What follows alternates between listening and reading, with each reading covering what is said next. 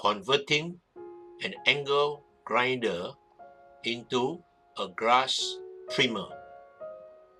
In this DIY project, I am going to share with you how I successfully modified an angle grinder into a powerful grass trimmer. First, I bought an angle grinder from Lazada costing about 50 ringgit. Then I removed the cover of the angle grinder and attached an extension bolt using a double nut and secured it with polycarbonate glue.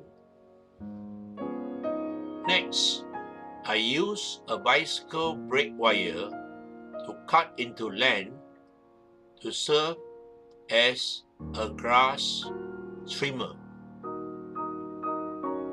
Then, I used the brake wire and mount it through the two holes of the mounting washer in the extension. The angle grinder is then mounted on 4-wheel toy car which I bought for my grandson Amos some 17 years ago. When he was a small boy, he called this toy car his fire engine, and he loves this toy car very much. The plastic cover of this toy car was removed, and two Formica plywood boards were securely mounted on the frame of this toy car. Then I used a jigsaw to cut a U-shaped hole so as to securely mount the angle grinder on top of this Formica board.